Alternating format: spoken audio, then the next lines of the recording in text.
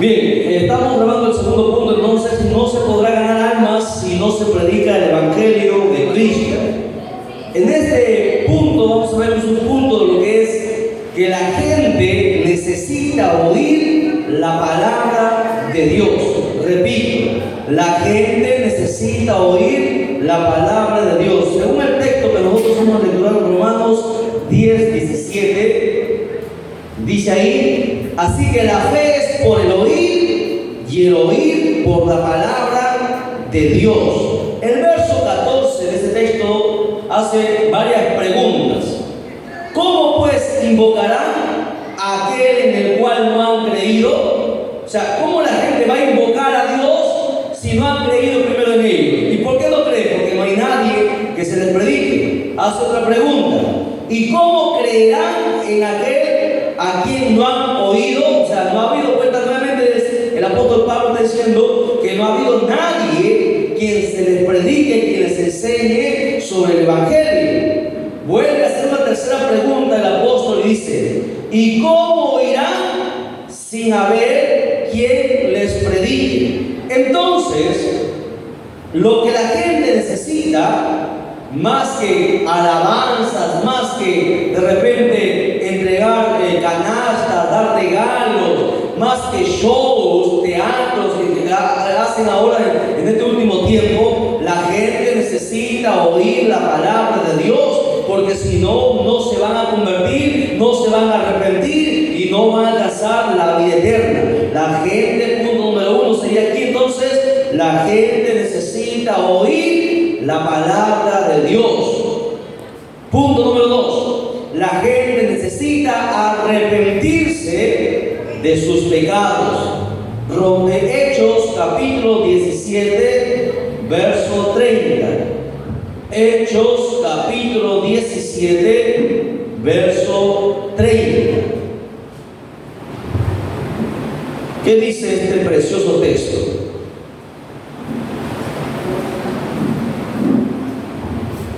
A ver, Hechos 17:30. Pero Dios, habiendo pasado por alto los tiempos de esta ignorancia, ahora manda a todos los hombres en todo lugar que se arrepientan. ¿Y cómo se van a arrepentir? Si no hay nadie quien les predique. La gente necesita arrepentirse de sus pecados, porque puede estar en la iglesia, igual le van a prender fuego, igual va a ir al infierno, así esté en la iglesia, así cante los coritos, así esté en los ayunos. Si no se ha arrepentido de sus pecados y se ha apartado de ellos, porque hay mucha gente que se arrepiente y sigue pecando, se vuelve a arrepentir y sigue pecando, piensa que Dios es un juego, ¿no? Bueno, sí, Señor, perdóname, y sigue pecando. La Biblia manda a arrepentirse y apartarse del pecado, pero para ello la gente necesita que alguien les predique, que les enseñe por qué necesita arrepentirse de sus pecados. A ver, ¿alguien me puede decir por qué necesita alguien arrepentirse de sus pecados? Bueno, todos somos pecadores. Si no se arrepiente de los pecados, no puede entrar al cielo. ¿Qué más? Si no me arrepiento del pecado, ¿qué va a pasar? La paga del pecado es muerte.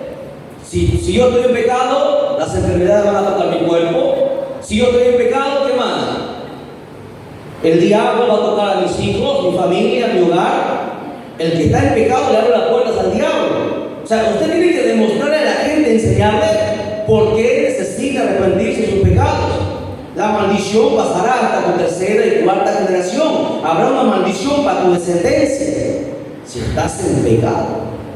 ¿Ve? Pero la gente no sabe esto, por eso que no se arrepiente, porque no hay nadie que le explique todas estas cosas. Si no hay arrepentimiento, no puede entrar en la vida eterna. Si no hay arrepentimiento, irá al infierno. Si no hay arrepentimiento, después del infierno será botado al lago de fuego. O sea, ¿quién somos los llamados a predicar, a decir esto? Nosotros, los evangélicos. Pero no lo hacemos, porque incluso muchos evangélicos no saben ni siquiera estas cosas. No están preparados. A ver, vamos a ver. Si captaron. Si no hay arrepentimiento de pecados, a ver, hermano Juan, díganme una cosa de lo que hemos mencionado, o puede añadir también, ¿qué pasa? Si no me arrepiento de pecados, ¿qué va a pasar? No tengo vida eterna, hermano Humberto. No hay perdón de pecado, ¿qué más? Hermano Wilmer, si no hay arrepentimiento de pecado, ¿qué va a pasar? Voy al lago de fuego. Hermano José, si no hay arrepentimiento de pecados, ¿qué va a pasar? Hermano José, si una persona no se arrepiente de sus pecados, ¿qué puede pasar? Muere, ya, la paga del pecado es muerte. ¿Qué más? Hermano Joel, enfermedades, van a tocar mi cuerpo. ¿Qué más? No. Problemas, muy bien, Jairo. ¿Qué más? Si no hay arrepentimiento de pecado, ¿qué puede pasar? No se casa. ¿Cómo que no se casa? A ver, que lo sacó del contexto. A ver, ¿qué puede pasar? Maldiciones. Maldiciones para mi generación, para mis hijos. ¿Quién quisiera que sus hijos pasen la maldición que nosotros hemos pasado? Nadie, creo que ningún padre estaría loco, pero por nuestra falta de arrepentimiento tocará a nuestros seres queridos. Va a pasar la maldición, y esa maldición no la va a cortar nadie, ni el brujo. Esa maldición es puesta por Dios. ¿Y quién la va a quitar? La única manera es que tú te arrepientas de tu pecado. ¿Ok? ¿Qué más? A ver, Marvin. Pierde la salvación de su alma. ¿Ya? ¿Qué más? Elmer. ¿Qué más? ¿Qué más? Nada más cosas que pueden entender si no hay arrepentimiento de pecado. Se va al infierno. Muy bien. ¿Qué más? A ver, Ferreira. Condenación eterna, que es lo mismo del lago de fuego. A ver, Débora. Si no hay arrepentimiento de pecado, por ejemplo, no puedo ser feliz. ¿Ok? No tengo paz. O sea, ¿se da cuenta? Mire, tengo que sacarles por cucharitas todavía, porque por solo no pueden decir. O sea, ese es el problema. Que yo tengo que los cristianos tenemos que todos tener esta información así, rápido nada más. Y eso falta por poca práctica de la palabra. Todos los días, escucha, cada vez que leas, tu mente se va abriendo. La Biblia dice que te da sabiduría.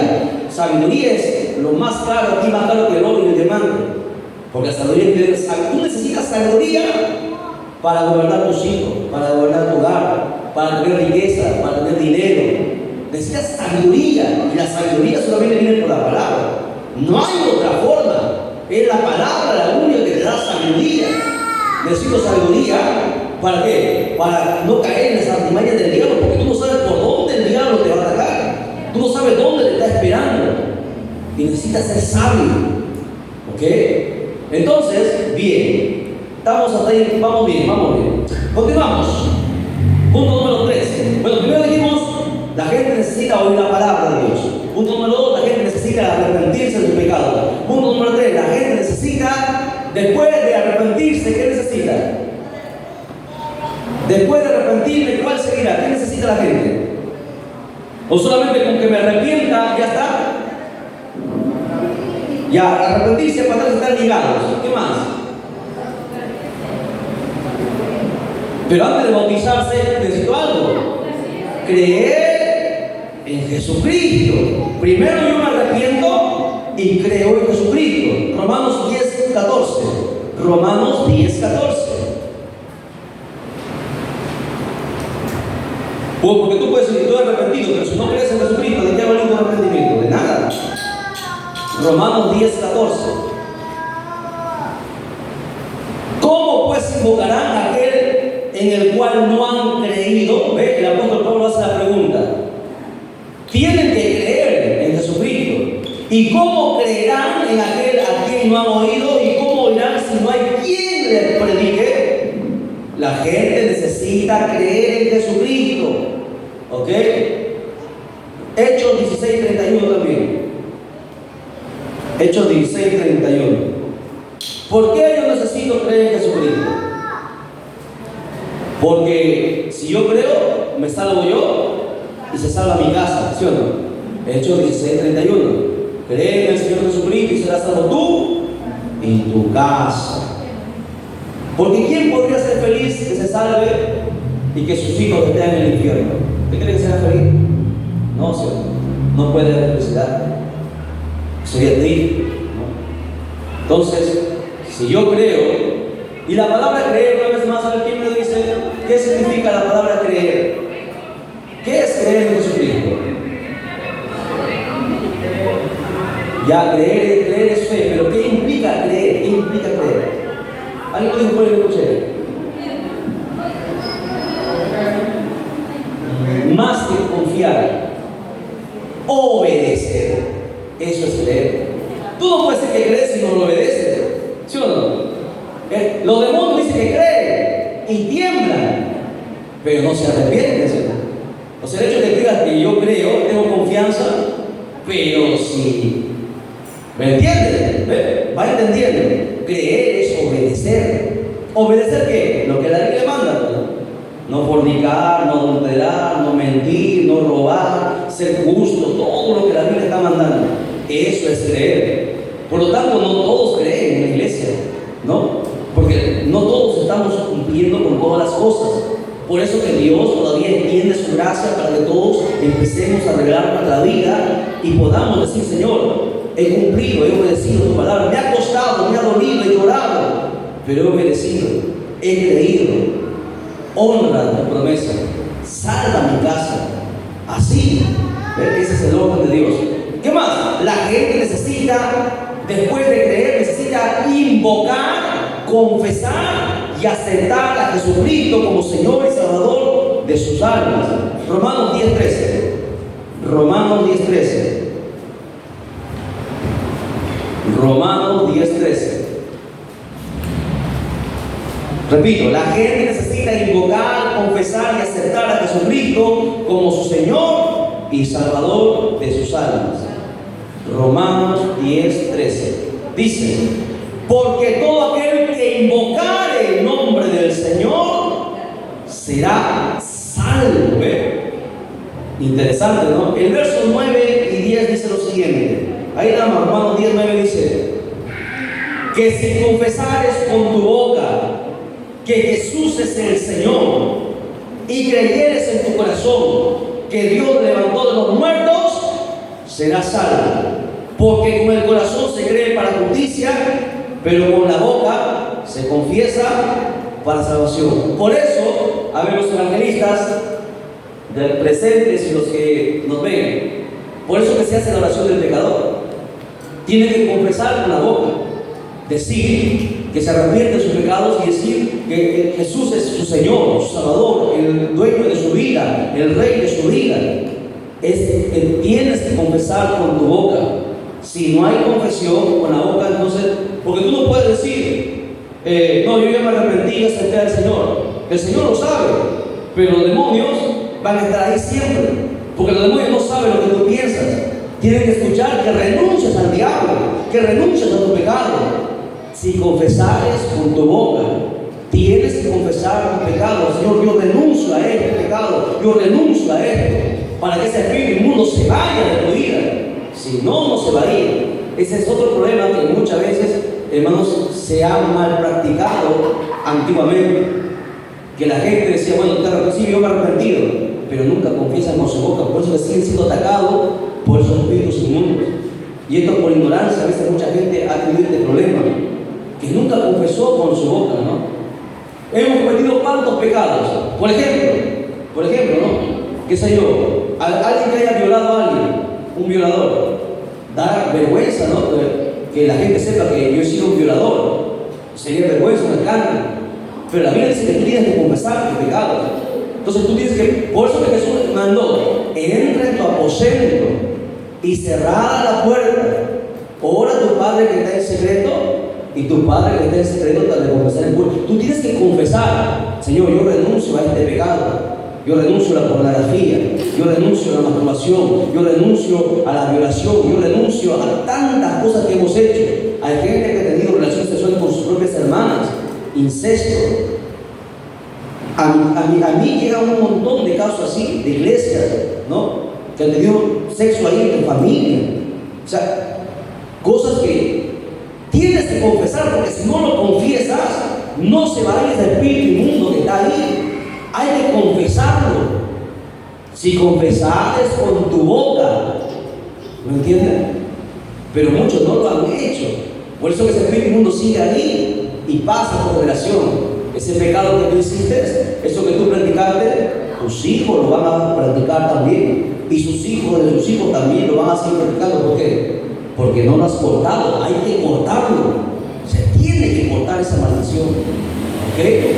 Hay que confesar entonces con nuestra boca que renunciamos a tal pecado, a todos los pecados, y confesar que Jesús es mi Señor, mi Salvador, el Rey de mi vida.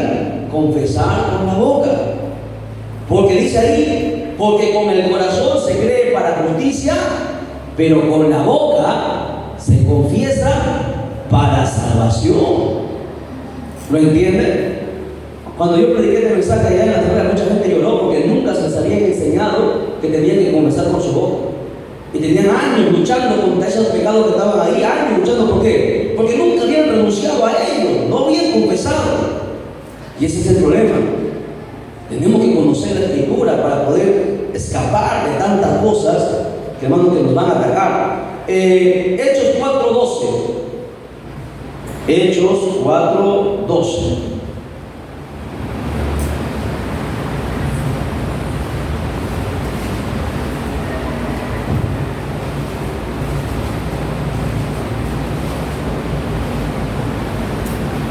Dice, y en ninguno otro hay salvación, porque no hay otro nombre bajo el cielo dado a los hombres en el que podamos ser salvos.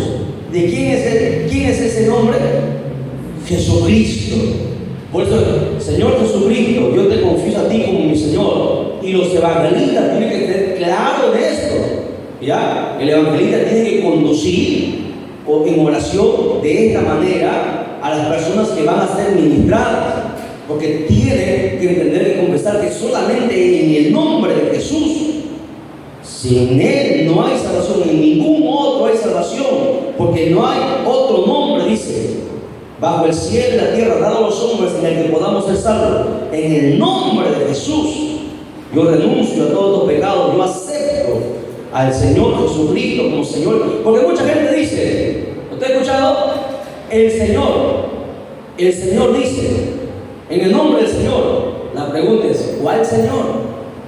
Porque hay otro Señor, el Señor de la noche, el Señor de las tinieblas.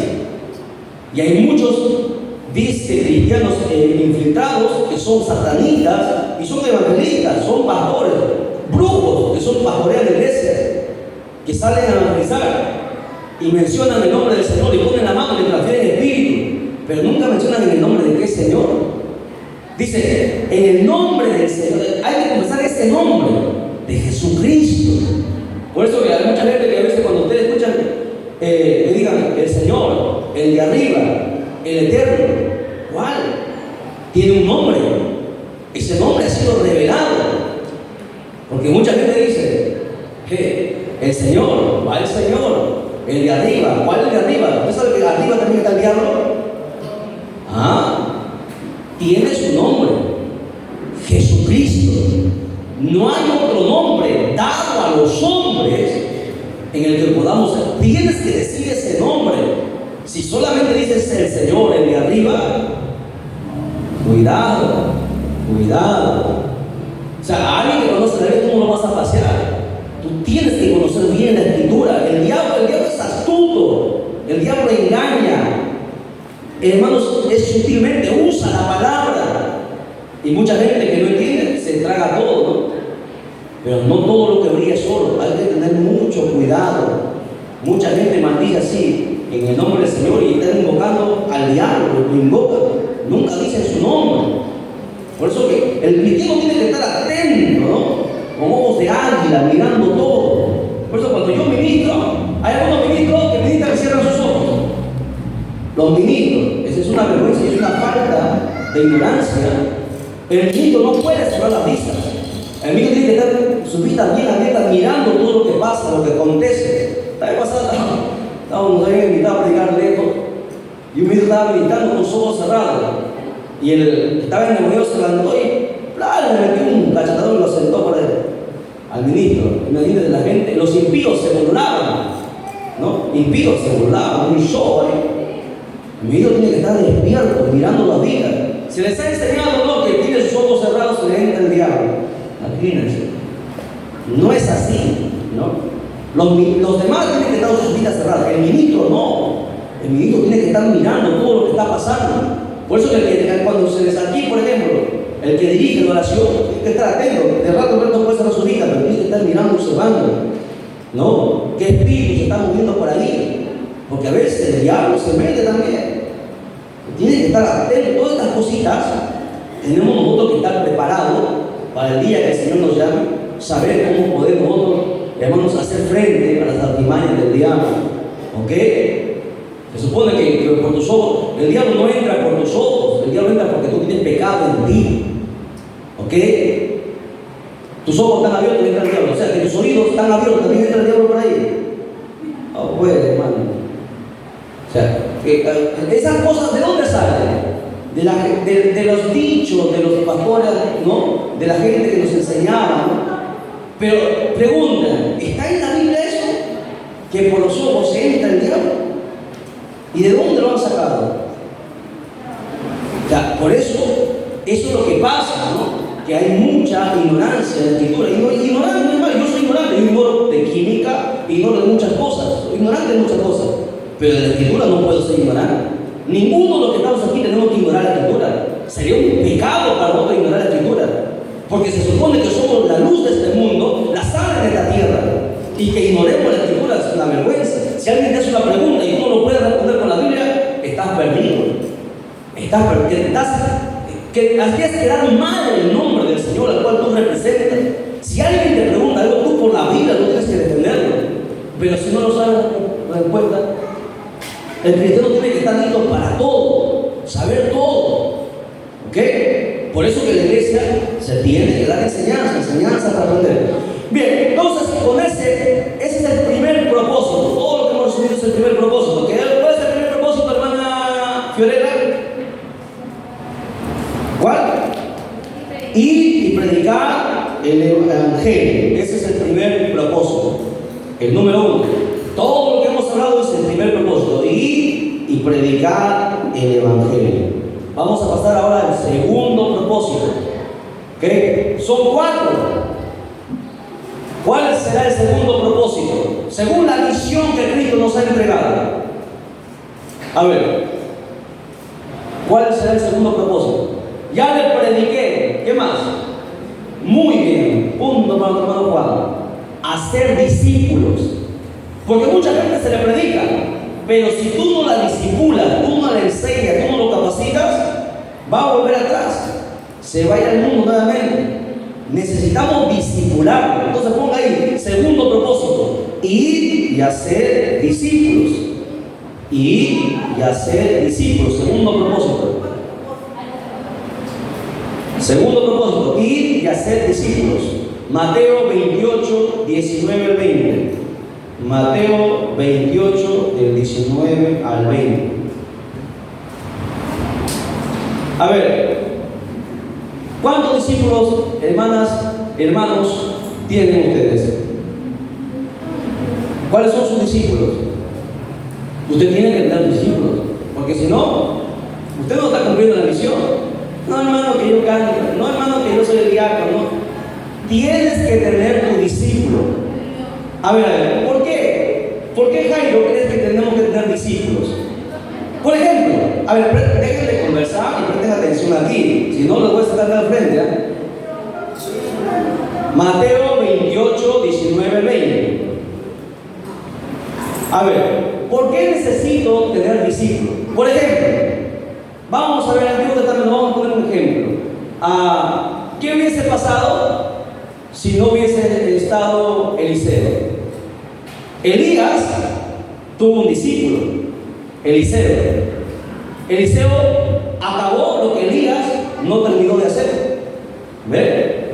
Moisés tuvo su discípulo. ¿Quién fue? Josué. ¿Sí o no? Si no hubiese estado Josué, no hubiesen entrado en la tierra prometida. Cada uno de nosotros tenemos que discípulos. Si no, no he cumplido. Me he quedado solamente en el primer propósito, ir y predicar. El siguiente es hacer discípulos. Y ese es otro problema. Hay muchos líderes que no tienen discípulos. ¿A quién están discipulando? Está mi discípula Evelina, ¿no? Está Mario. Discípulos a los que yo he enseñado, a los que capacito. ¿Qué es un discípulo? Discípulo es un seguidor que sigue tus enseñanzas. Discípulo, importante. Jesús tuvo sus discípulos. ¿Ve? Todos los grandes hombres del Señor han tenido sus discípulos.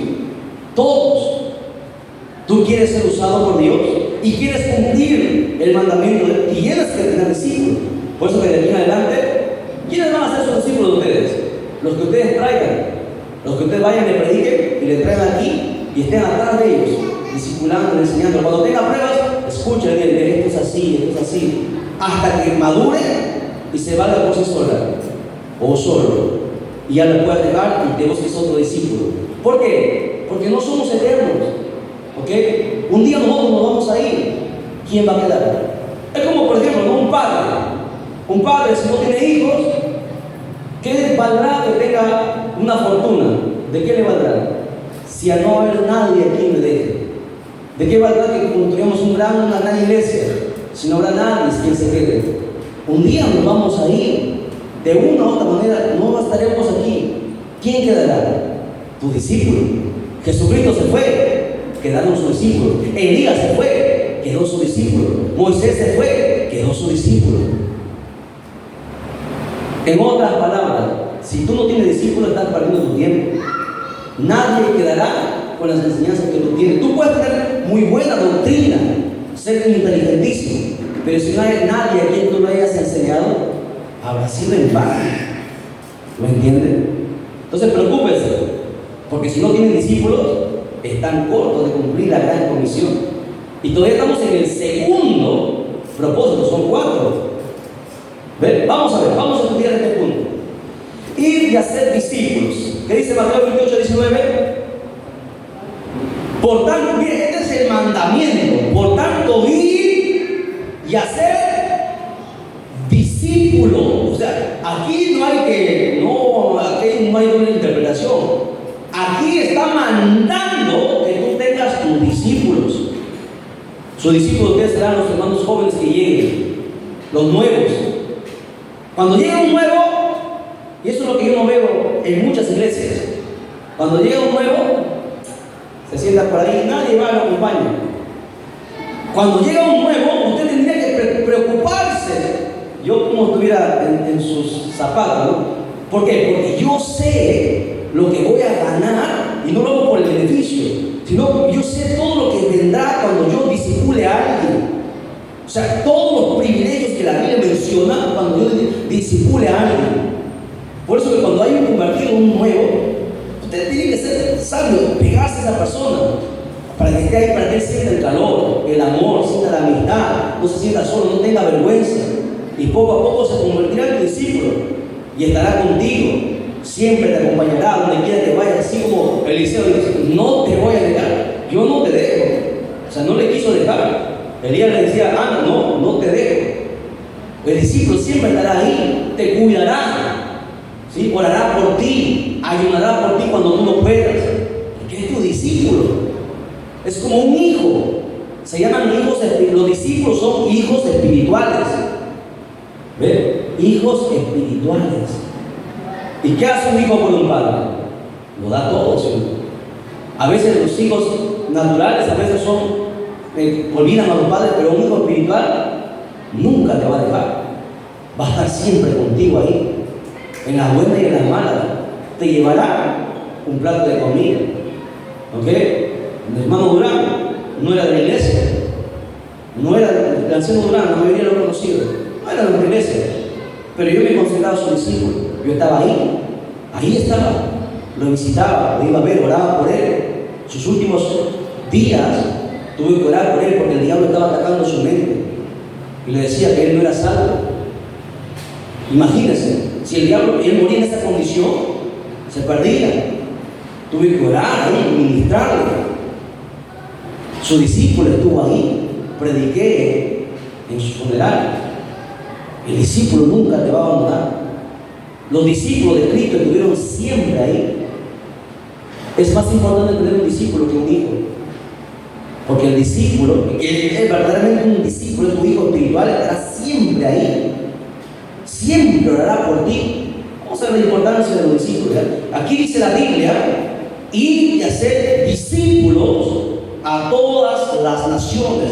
Hacer discípulos. Jesucristo lo ordenó. Jesucristo ordenó preparar y formar discípulos. Porque un discípulo tienes que prepararlo, luego tienes que formarlo, instruirlo, y eso toma tiempo. Así es un hijo toma tiempo enseñarle, darle consejos. Igual un discípulo, te toma tiempo prepararlo, ¿no? Y siempre van a estar agradecidos contigo. Jesús lo hizo y también lo ordenó. Mateo 10, del 1 al 4. Vamos a ver cómo Jesús, como ejemplo. Mateo capítulo 10, verso del 1 al 4.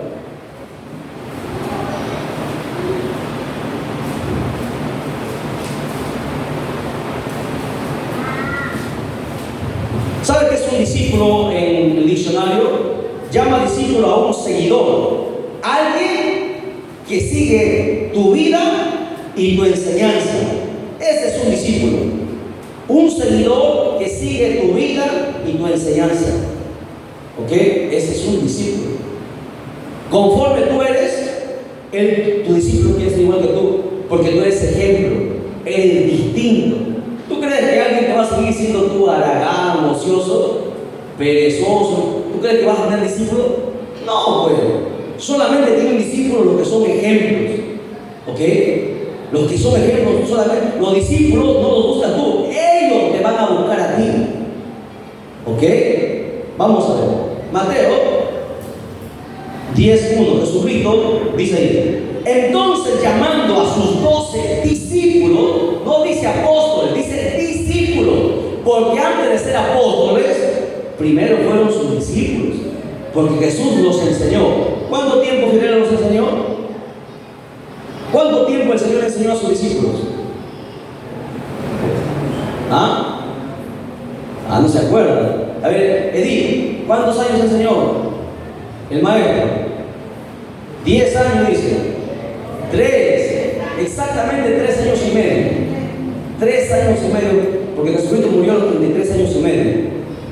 ¿Ok? Pero él no dice 3 años, está bien, no hay problema. Meses. Pero por 3 años los enseñó.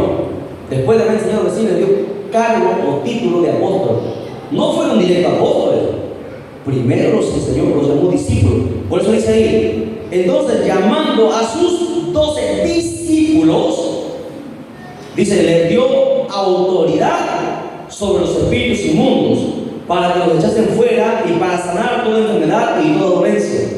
Los nombres de los 12 apóstoles son estos. Y empieza, ¿no? Primero Simón, llamado Pedro; Andrés, su hermano; Jacobo, hijo de Zebedeo; Juan, su hermano; Felipe, Bartolomé; Tomás, Mateo el publicano; Jacobo, hijo del Feo, el hebreo, por sobrenombre Tadeo; Simón el cananita; Judas Iscariote, el que también le entregó.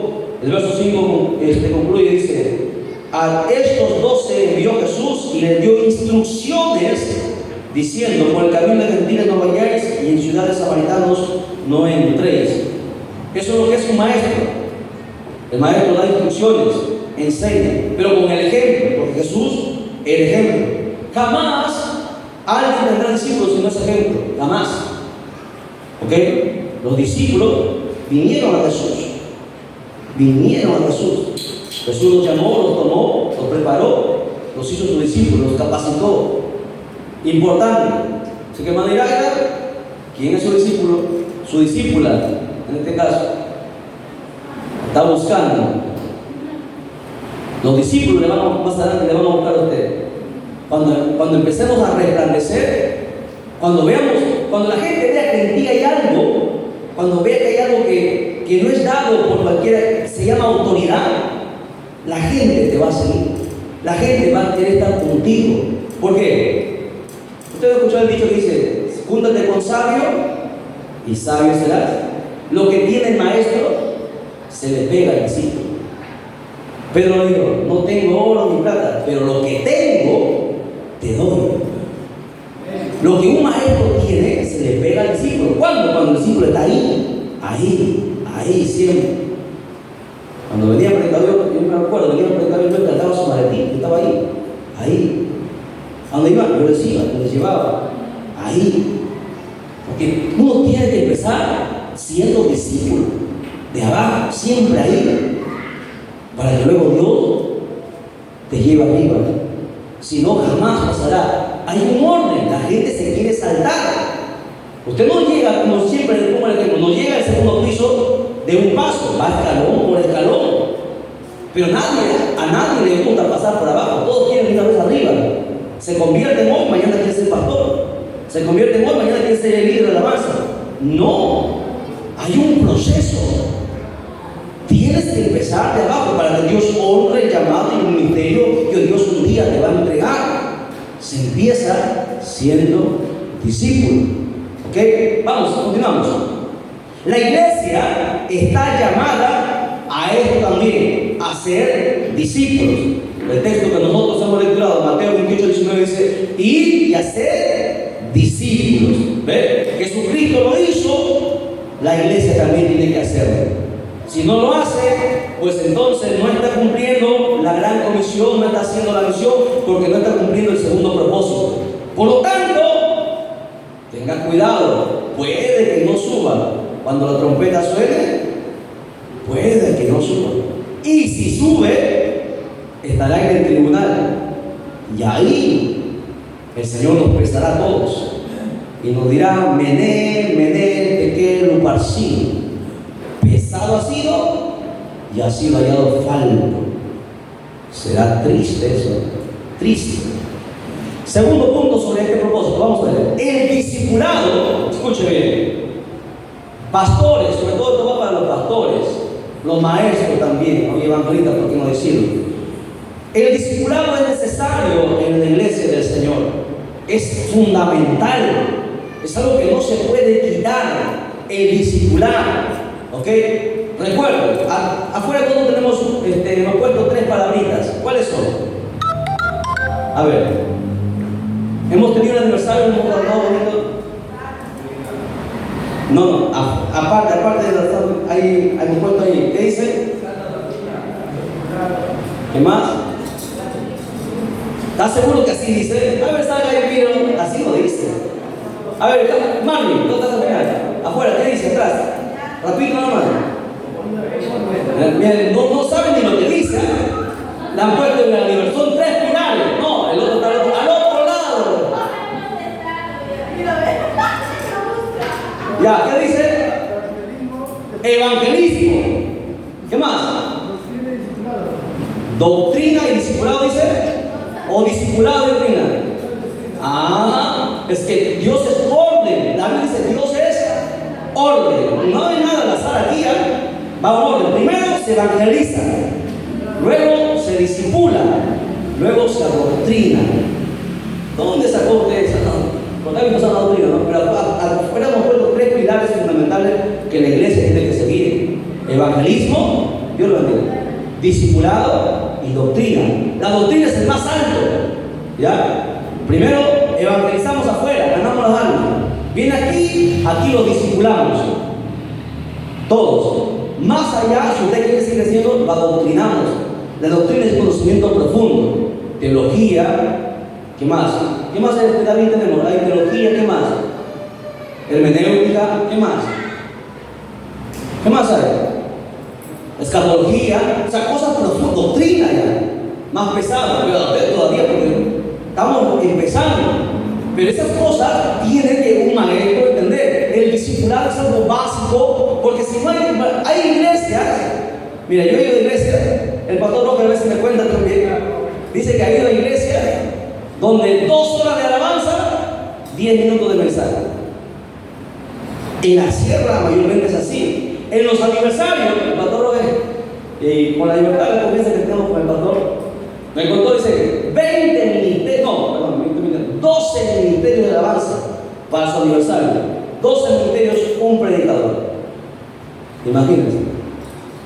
12 ministerios de alabanza, un predicador. A cada ministerio le dieron 2.000 soles, al pastor le dieron 200 soles. Y así pasa. Porque hoy la gente se mueve por la alabanza. Y no hay discipulado, no hay enseñanza. La enseñanza, el discipulado, la doctrina son básicas en la iglesia. ¿Y sabe por qué no pasa, no se hace eso en muchas iglesias? Con todo el respeto, el cariño y el amor a los ministros, es porque los mismos ministros no están preparados, no están enseñados. A veces se ponen de pastores, asumen el pastorado, y hemos dicho que el llamado de Dios, ¿cómo es? El llamado es perfecto de Dios. Primero Dios llama, David. Después de que Dios llama, ¿qué hace? Capacita. ¿Qué más? No. Hasta eso se han olvidado, ¿se dan cuenta? El llamado, o sea, lo más esencial, se olvida. Primero Dios llama, capacita, envía, respalda y bendice. O sea, esas cosas tenemos que tenerlo aquí, o sea, como tu nombre, tú tienes que saberlo, son cosas fundamentales. Y a veces mucha gente asume el pastorado, pero no tiene preparación. Y no estoy diciendo que vaya a un instituto, a una universidad. Tú tienes que prepararte porque tienes el mejor maestro, que es el Espíritu Santo, y tienes eso. Tienes que pasar horas y horas aquí para que tú tengas la capacidad y pararte y hablar. Y hablar, y hablar. ¿Por qué? Porque el Espíritu Santo pone en ti lo que vas a hablar. ¿Por qué? Porque el Espíritu Santo ha visto todo lo que tú has estudiado y eso te hace recordar. El Espíritu Santo no va a poner en ti algo que tú no hayas estudiado. Jamás sucede así.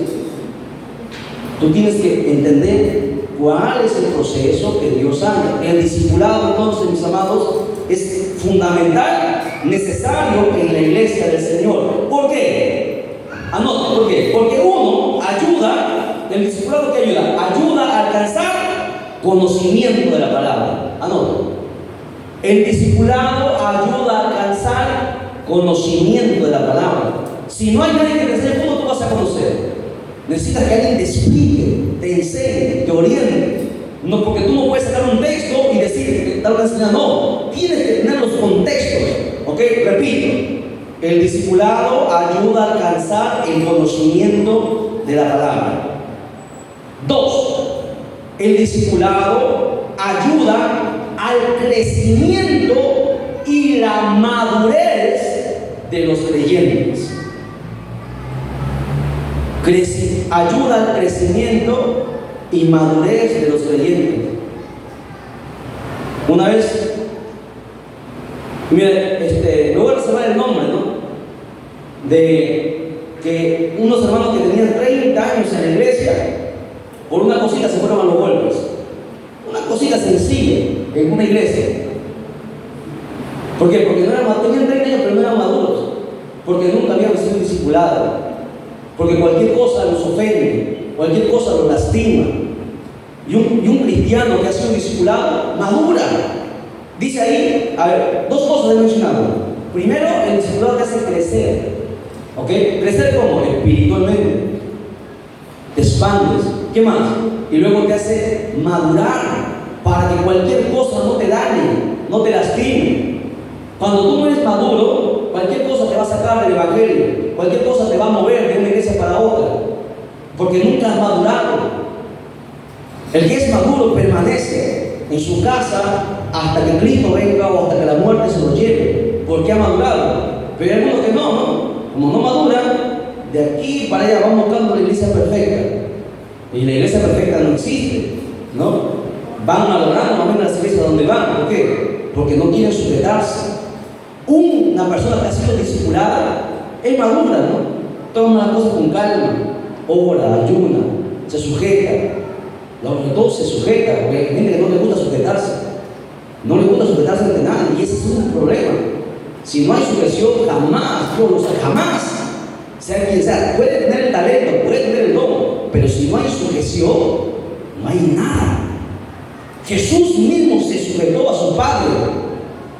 Jesús mismo, ¿me entienden? Entonces, el discipulado te enseña a crecer y a madurar. Son 2 cosas que los creyentes tienen por la cual pasar. Crecer, no todo el tiempo estar ahí sentado en una banca. Tú tienes que anhelar, empezar un día a ser profesor de escuela dominical, ser líder de jóvenes, ser líder de repente en un cuerpo.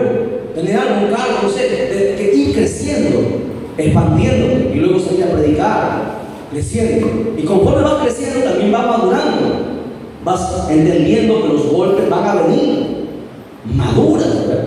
Pero cuando no has madurado, por eso que de la noche a la mañana, yo estoy en acuerdo de enviar a la gente así, ¿no? Tiene que pasar por el proceso, por la escuela de Dios. De mal año, a mí me tomó 15 años estudiar día a día, todos los días, día a día, estudiar. Y no he estudiado un par de horas, horas y horas para poder enseñar. Porque no se enseña lo que yo hago en internet abajo y no se enseña. Tú tienes que tener respaldo. Entonces, el discipulado, punto número 2, anote, te ayuda a crecer y a madurar. ¿Ok? ¿Qué más? 3. El discipulado nos prepara para la obra del ministerio. 3. El discipulado nos prepara para la obra del ministerio. Todo aquel que quiera un ministerio, sea pastorado, sea evangelismo, sea maestro, tiene que pasar por el discipulado. Si no, ¿qué va a enseñar? ¿No? Si no ha pasado por el discipulado, ¿qué va a enseñar? 3. El discipulado prepara para la obra del ministerio. ¿Sí? Tienes que estar bien preparado, parado, firme en la roca. Y el problema que en muchas iglesias solamente hay prédica, no discipulado. ¿Qué es una prédica? Viene y habla, ¿no? De una u otra cosa hablas. Pero el discipulado no, el discipulado te centras en un tema y ahí empiezas, tocas la puerta. Ya, el discipulado se centra en un tema específico, ¿ok? Tienes que entender esto, por favor, es fundamental, con todo el cariño a los pastores que nos están mirando, con mucho respeto, hay que volver al discipulado. Los maestros, evangelistas, ¿quieres ser un buen evangelista? Tienes que pasar por el discipulado. ¿Quieres ser un buen maestro? Tienes que pasar por el discipulado. ¿Quieres ser líder de jóvenes? Tienes que pasar por el discipulado. ¿Quieres vas a alabar? Tienes que pasar por el discipulado. Así seas cantante, tienes que pasar por el discipulado. ¿Para qué? Para que sepas qué vas a cantar, cómo lo tienes que hacer. Tienes que hacer que la gloria de Dios descienda. Y necesitas pasar por el discipulado. ¿Para qué? Para que el ministro de alabanza discierna cuando se está moviendo el espíritu y cuando se está moviendo el alma. Digo, no la carne, el espíritu y el alma.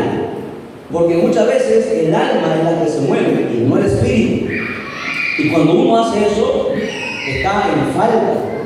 Por eso, así como David, ¿no? David era diferente a los demás cantantes. ¿Por qué? Porque mientras los demás cantantes tocaban, el rey Saúl más se endemoniaba. Pero cuando David ministraba, los espíritus inmundos salían del rey Saúl. ¿Lo entienden? ¿Por qué? Porque en David había algo llamado unción, y la unción viene por la palabra y por la búsqueda que tú tienes hacia Dios. O sea, todos, sin excepción, necesitamos pasar por el discipulado. Esencial. ¿Ok? Bien, vamos a ver. Cristo, letra C, Cristo instruyó a su iglesia a hacerlo. Porque Cristo dijo, hacer discípulos. Tienes que hacer un seguidor, discípulo. Agarrar a alguien, informarlo, enseñarlo, capacitarlo. ¿Ok? Entonces, ese es el segundo propósito. Primer propósito, ir y predicar el evangelio. Segundo propósito, ir y hacer discípulos. Tercer propósito. ¿Qué tiempo vamos, Jairo? Ya creo que 1 hora. ¿Cómo va a estar? ¿Resisten o entran en break? Ya. Pero 5 minutos, ¿ah? 5 minutos nada más. Jairo, hacemos un acto, glorificamos al Señor, al Padre, al Hijo, al Espíritu Santo. Gloria a Dios, gloria a Dios, gloria a Dios. Denle un fuerte aplauso a Jesucristo. Dios lo bendiga.